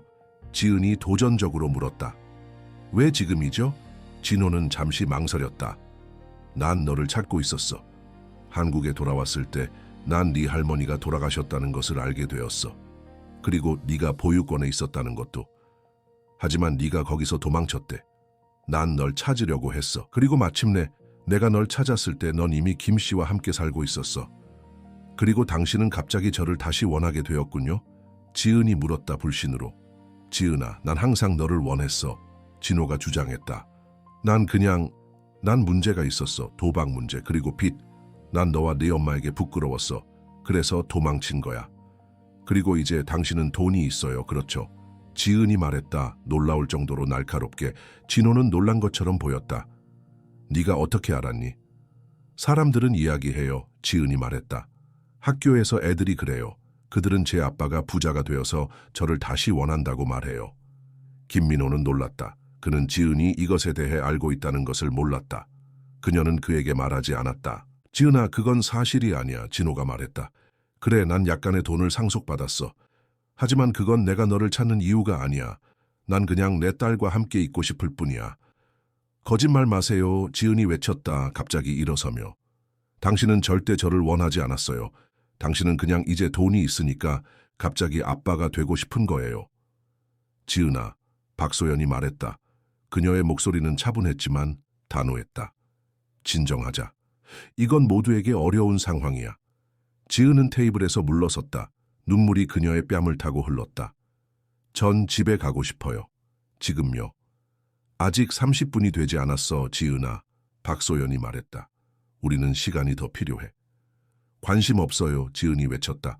전 그와 말하고 싶지 않아요. 그는 저의 아빠가 아니에요. 그녀는 문으로 달려갔지만 문이 잠겨 있었다. 그녀는 절망적으로 손잡이를 흔들었다. 지은아, 김민호가 말했다. 그녀에게 다가가며. 진정해. 내가 여기 있어. 저를 여기서 데려가 주세요, 아저씨. 그녀가 간청했다. 그의 팔을 붙잡으며. 제발요. 김민호는 박소연을 바라보았다. 눈으로 도움을 요청하며. 박소연은 한숨을 쉬었다. 오늘은 여기까지 하는 게 좋겠네요. 지은이는 분명히 매우 괴로워하고 있어요. 하지만 진호가 항의하려고 했다. 박씨, 박소연이 말했다. 그를 가로막으며. 이것은 과정입니다. 우리는 서두를 수 없어요. 다음 방문 때 다시 시도할 수 있습니다. 진호는 패배한 듯 고개를 끄덕였다. 그는 지은을 바라보았다. 그의 눈에는 슬픔이 가득했다. 미안해, 지은아, 정말로. 난 그냥 너를 알아가고 싶었어. 하지만 네가 준비될 때까지 기다릴게. 지은은 대답하지 않았다. 그녀는 여전히 김민호의 팔을 붙잡고 있었고 그녀의 얼굴은 그의 옷에 묻혀 있었다. 박소연은 문을 열었고 김민호는 지은을 안내했다. 그들이 복도를 따라 걸을 때 지은은 여전히 울고 있었다. 괜찮아, 지은아. 그가 그녀를 안심시켰다. 이제 집에 가자. 그들이 차에 도착했을 때 지은은 마침내 울음을 멈추었다. 그녀의 눈은 붉었고 그녀의 얼굴은 눈물로 얼룩져 있었다. 미안해요, 아저씨. 그녀가 말했다. 제가 소리를 질렀어요. 괜찮아. 그가 그녀를 안심시켰다. 그건 정말 어려운 상황이었어. 넌 잘했어. 제가 잘했어요? 그녀가 물었다. 놀라서. 그래, 그가 말했다. 넌 내 감정을 표현했어. 그건 중요해. 그리고 넌 정말 용감했어. 그들은 집으로 향했다. 둘 다 자신의 생각에 잠겨 있었다. 김민호는 지은의 아버지가 어떤 사람인지 더 명확한 그림을 얻었다. 그는 자신의 행동을 진정으로 후회하는 것처럼 보였다. 하지만 그것이 그를 좋은 아버지로 만들기에 충분한가? 그리고 지은은 분명히 그를 원하지 않았다. 집에 도착했을 때 김민호는 요리사에게 지은이 가장 좋아하는 음식을 준비해달라고 부탁했다. 그는 그녀가 기분이 나아질 필요가 있다는 것을 알았다. 기분이 조금 나아졌니? 그가 물었다. 그들이 거실에 앉았을 때 지은은 어깨를 으쓱했다. 잘 모르겠어요. 네 아버지에 대해 이야기하고 싶니? 그가 조심스럽게 물었다. 지은은 고개를 저었다. 그는 제 아빠가 아니에요. 적어도 더 이상은요. 알아, 김민호가 부드럽게 말했다. 하지만 그는 여전히 너의 생물학적 아버지야.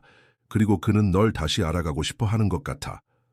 그는 단지 돈 때문에 저를 원하는 거예요. 지은이 주장했다. 그게 바로 학교에서 모두가 말하는 거예요. 그게 무슨 말이니? 김민호가 물었다. 혼란스러워하며. 지은은 한숨을 쉬었다. 애들이 제 아빠가 부자가 되어서 저를 다시 원한다고 말해요. 그들은 그가 돈을 위해 저를 팔 거라고 말해요. 김민호는 충격을 받았다. 그게 무슨 말이니? 지은아. 모르겠어요. 그녀가 인정했다. 하지만 애들은 그게 왜 당신이 저를 입양하려고 하는지라고 말해요. 당신이 제 아빠에게 돈을 주려고요. 김민호는 분노를 느꼈다. 어떻게 아이들이 그런 끔찍한 소문을 퍼뜨릴 수 있을까? 그리고 지은은 이것을 얼마나 오랫동안 믿고 있었을까? 지은아, 들어봐. 그가 말했다. 그녀의 손을 잡으며. 그건 전혀 사실이 아니야. 난 너를 입양하고 싶은 건 내가 너를 사랑하기 때문이야. 너는 내 딸이야, 내 마음속으로.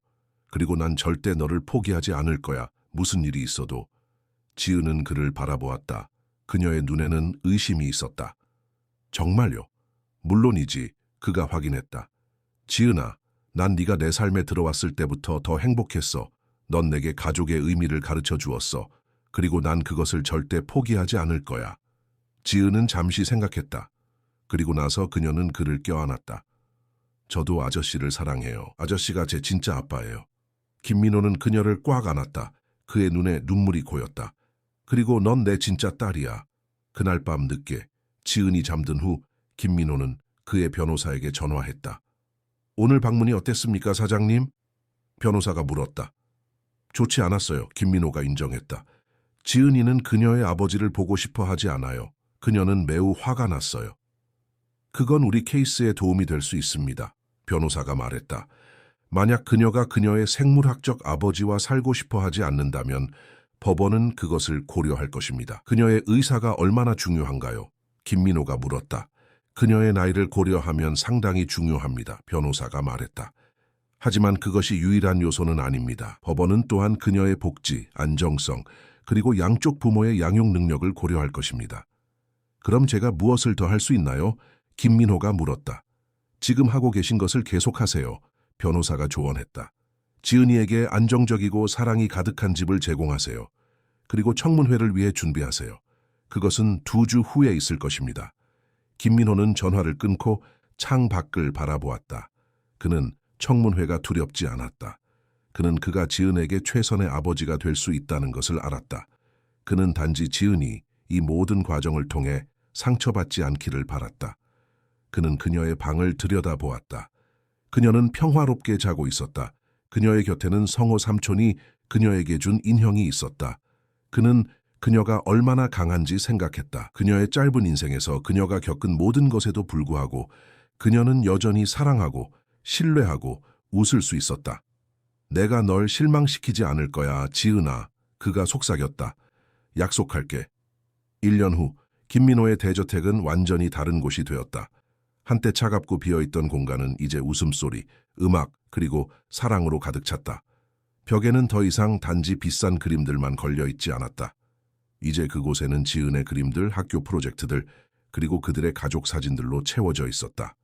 지은의 11번째 생일 아침, 김민호는 특별한 아침 식사를 준비하기 위해 일찍 일어났다. 그는 지은이 가장 좋아하는 팬케이크를 만들고 있었다.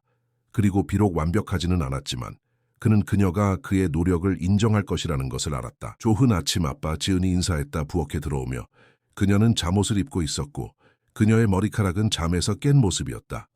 생일 축하해 공주님, 그가 말했다. 그녀에게 포옹을 하며. 잘 잤니? 네. 그녀가 미소 지었다. 팬케이크군요. 네가 가장 좋아하는 거지, 그가 말했다. 물론 내가 확실히 요리사만큼 잘 만들지는 못하지만 제가 아빠가 만든 팬케이크를 더 좋아해요. 지은이 말했다. 테이블에 앉으며. 더 많은 사랑이 들어가 있으니까요. 김민호는 웃었다. 오늘 계획이 많아. 준비됐니? 네. 지은이 열정적으로 대답했다. 삼촌이 오늘 온다고 했죠? 그래. 김민호가 확인했다. 성호 형이 오전에 제주도에서 도착해. 그리고 도연 삼촌도 파티에 올 거야. 아빠도 올 거예요? 지은이 물었다. 좀 더 조용히. 김민호는 그녀가 생물학적 아버지에 대해 이야기하고 있다는 것을 알았다. 지난 1년 동안 지은은 점차적으로 진호와 관계를 발전시켜 왔다. 그것은 항상 쉽지는 않았다. 많은 어색한 순간들과 때때로 감정적인 순간들이 있었다. 하지만 서서히 그들은 일종의 관계를 발전시켰다. 진호는 더 이상 지은의 양육권을 요구하지 않았다. 대신 그는 단지 그녀의 삶의 일부가 되기 위해 노력하고 있었다. 그래, 그도 올 거야. 김민호가 대답했다. 그는 내게 특별한 선물을 가져온다고 했어. 지은은 고개를 끄덕였다. 괜찮아요? 김민호는 미소 지었다. 물론이지. 그는 내 아버지야. 그리고 나도 그래. 넌 우리 둘을 다 가질 수 있어. 지은은 안도한 것처럼 보였다. 고마워요, 아빠. 아침 식사 후 그들은 생일 파티를 준비하기 시작했다. 김민호는 뒷마당에 텐트를 치는 것을 도왔고 요리사는 케이크와 다른 간식들을 준비했다. 지은은 그녀의 학교 친구들 약 10명의 아이들을 초대했다. 오전 중에 성호가 도착했다. 그는 커다란 포장된 선물을 들고 있었다. 삼촌, 지은이 외쳤다. 문으로 달려가며. 생일 축하해, 지은아. 성호가 말했다. 그녀를 안아 들어올리며. 11살이 되다니 거의 어른이구나. 지은은 웃었다. 아직 아니에요, 삼촌. 하지만 곧이요. 지은아, 이건 내게 주는 거야. 성호가 말했다. 선물을 건네며. 지은은 상자를 열었다. 안에는 아름다운 그림이 있었다. 지은, 김민호. 그리고 성호가 제주도 해변에서 함께 있는 모습을 그린 것. 그것은 그들이 몇 달 전에 휴가로 갔을 때 찍은 사진을 기반으로 한 것이었다. 와, 삼촌. 지은이 감탄했다. 정말 아름다워요. 감사합니다. 천만에, 성호가 미소 지었다. 내 방에 걸어두렴. 오후에 손님들이 도착하기 시작했다. 지은의 친구들이 먼저 왔고 그 다음에 도현이 왔다. 마지막으로 진호가 도착했다. 그 또한 선물을 들고 있었다. 생일 축하해, 지은아. 그가 말했다. 약간 불확실하게. 고마워요, 아빠. 지은이 말했다. 그녀는 여전히 그를 아빠라고 부르는 것에 익숙하지 않았지만 그녀는 노력하고 있었다. 진호는 미소 지었다. 그가 그렇게 불리는 것을 들어서 기뻐 보였다. 이건 내게 주는 거야. 그가 말했다. 작은 상자를 건네며.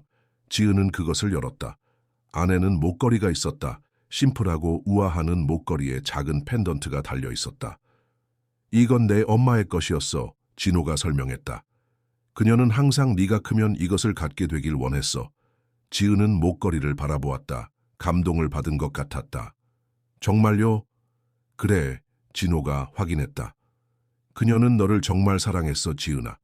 그녀는 항상 너를 자랑스러워했을 거야. 지은은 잠시 생각했다. 그리고 나서 그녀는 진호에게 다가가 그를 안았다. 그것은 그들의 첫 번째 진정한 포옹이었다. 진호는 놀란 것 같았지만 그는 곧 그 포옹을 돌려주었다. 고마워요, 아빠. 그녀가 말했다. 김민호는 이 교환을 지켜보았다. 미소를 지으며. 그는 질투를 느끼지 않았다. 대신 그는 지은이 그녀의 과거의 일부를 되찾는 것을 보게 되어 기뻤다. 그녀는 자신의 뿌리를 알 자격이 있었다. 파티는 성공적이었다. 아이들은 수영장에서 놀고 게임을 하고 케이크를 먹었다. 지은은 행복해 보였다. 그녀의 친구들과 그녀를 사랑하는 어른들에게 둘러싸여. 날이 저물어갈 무렵 손님들이 떠나기 시작했다. 마지막으로 진호가 떠날 준비를 했다. 즐거운 시간이었어, 지은아. 그가 말했다. 다음 주 토요일에 보자. 지은은 고개를 끄덕였다. 네, 아빠. 영화 보러 가기로 했죠. 기억하세요? 물론이지. 그가 미소 지었다. 잊지 않을게. 진호는 떠났고 지은, 김민호, 성호 그리고 도연만 남았다. 자, 지은아. 김민호가 말했다. 내가 줄 선물이 아직 하나 더 있어. 정말요? 지은이 물었다, 흥분해서. 뭐예요? 네가 알아내려면 나를 따라와야 해. 그가 미소 지었다. 그는 그녀를 집 안으로 데려갔고 성호와 도연이 뒤따랐다. 그는 그녀를 그의 사무실로 데려갔다. 이게 뭐예요, 아빠? 지은이 물었다, 혼란스러워하며. 김민호는 그의 책상 서랍을 열고 공식적인 서류 묶음을 꺼냈다. 그는 그것을 지은에게 건넸다. 이게 뭐예요? 그녀가 물었다, 서류를 살펴보며. 내 입양 서류야. 김민호가 설명했다. 법원에서 방금 승인했어. 이제 너는 공식적으로 법적으로 내 딸이야. 지은의 눈이 커졌다. 정말요? 이제 정말로 끝난 거예요. 아무도 저를 데려갈 수 없어요. 그 누구도. 김민호가 확인했다. 네온 영원히 내 딸이야, 지은아. 지은은 기쁨의 비명을 지르며 그를 껴안았다. 사랑해요, 아빠. 나도 너를 사랑해, 지은아. 그가 말했다. 그녀를 꼭 안으며. 성호와 도현이 박수를 쳤다. 이게 다가 아니야. 김민호가 계속했다. 지은에게서 물러나며. 난 내게 무언가를 묻고 싶어. 네가 새 이름을 갖고 싶은지. 새 이름이요? 지은이 물었다. 그래, 그가 말했다. 너는 여전히 박지은이 될 수 있어. 또는 네가 원한다면 김지은이 될 수도 있어. 지은은 이 가능성을 생각해 보았다. 김지은, 그녀가 말했다. 그 이름을 시험해보며. 김지은, 마음에 들어요. 저는 김지은이 되고 싶어요. 좋아, 김민호가 미소 지었다. 그럼 우리는 그 과정을 시작할 거야. 지은은 다시 그를 안았다. 그리고 이번에는 성호와 도연도 그 포옹에 합류했다. 그들은 한동안 그렇게 서 있었다. 가족으로서 함께. 그날 밤 늦게 김민호는 지은을 침대에 눕히고 있었다. 그녀는 피곤해 보였지만 행복했다. 오늘 좋은 날이었니? 그가 물었다. 그녀의 이불을 정리하며. 최고의 날이었어요, 아빠. 그녀가 말했다. 감사합니다. 뭐가? 모든 것이요, 그녀가 말했다. 저를 구해주셔서요. 저에게 집을 주셔서요. 그리고 저에게 가족을 주셔서요. 김민호는 감동을 받았다. 지은아, 네가 나를 구했어. 넌 내 인생에 의미를 가져왔어. 그리고 나는 매일 네가 내 딸이라는 것에 감사해. 지은은 미소 지었다. 그녀의 눈은 졸음으로 무거워졌다. 할머니가 옳았어요. 뭐에 대해? 가족은 항상 혈연에 관한 것이 아니라고 하셨어요. 그녀가 말했다. 가족은 사랑에 관한 거래요. 김민호는 고개를 끄덕였다. 네 할머니는 현명한 분이셨구나. 네, 지은이 말했다. 하품을 하며. 그리고 그녀는 아빠도 좋아하셨을 거예요. 저는 그녀가 우리를 함께 이끌었다고 생각해요. 나도 그렇게 생각해. 김민호가 미소 지었다. 자, 이제 자. 내일은 바쁜 날이 될 거야. 잘 자요, 아빠. 지은이 말했다. 그녀의 눈을 감으며. 사랑해요. 나도 너를 사랑해, 지은아. 그가 말했다. 그녀의 이마에 키스하며. 달이 뜨고 별이 빛나는 한. 그는 불을 끄고 문을 부드럽게 닫았다. 복돼서. 그는 잠시 멈춰 그의 삶이 얼마나 변했는지 생각했다. 단 1년 전만 해도 그는 성공적이었지만 공허했다.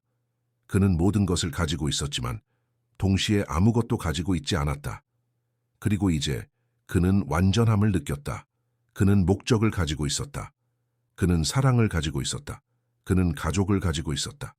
그는 창밖을 바라보았다. 밤하늘은 맑았고 별들은 밝게 빛나고 있었다. 그는 지은의 할머니가 어딘가에서 그들을 지켜보고 있을지도 모른다고 생각했다. 그리고 그는 그녀에게 감사했다. 그녀의 손녀를 그에게 맡겨준 것에 대해 그는 그녀를 실망시키지 않을 것이다. 김민호는 자신의 방으로 향했다. 그의 가슴은 사랑과 감사로 가득 찼다. 그는 이제 두려울 것이 없었다.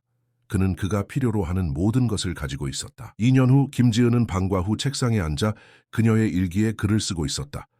오늘은 좋은 날이었다.